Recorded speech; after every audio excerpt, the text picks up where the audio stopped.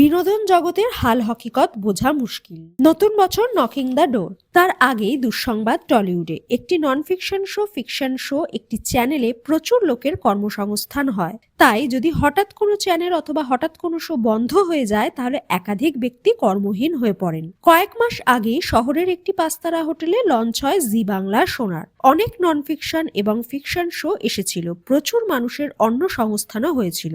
সম্প্রতি শেষ হয়েছে এসআইটি, এরপর নাকি শেষ হবে শ্রীমান ভগবান দাস। কেবল ধারাবাহিকই নয়, শোনা যাচ্ছে জি বাংলা সোনার চ্যানেলটিও নাকি কয়েক মাসেই ঝাঁপ বন্ধ করে দিচ্ছে। রিয়েলিটি শোগুলোতেও আস্তে আস্তে বন্ধ করে দেবে কর্তৃপক্ষ।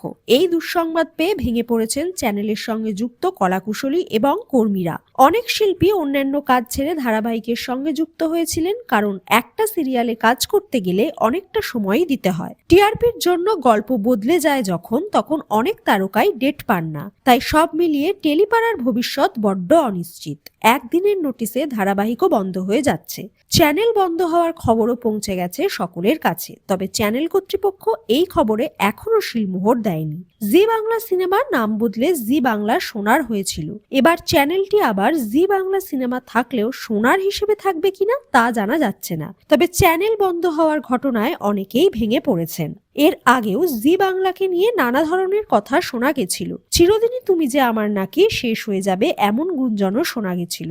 বিয়ের পিঁড়িতে বসছেন আর্য এবং অপর্ণা। জিতু কমল একটি পোস্টে লিখেছেন, অতিরিক্ত কোনো কিছুই ভালো না। অতিরিক্ত সাহায্য না করা, সাহায্য না নেওয়া, না ভালোবাসা, না সম্মান দেখানো। তার মতে অতিরিক্ত করে, অর্থাৎ খালি করে দেয়। এটা তারই ভাবনা। অনুরাগীরা সেটা মানতে নারাজ। তাদের মতে এমন কিছু হয়েছে যার জন্য এরকম ভাবতে বাধ্য হয়েছেন জিতু।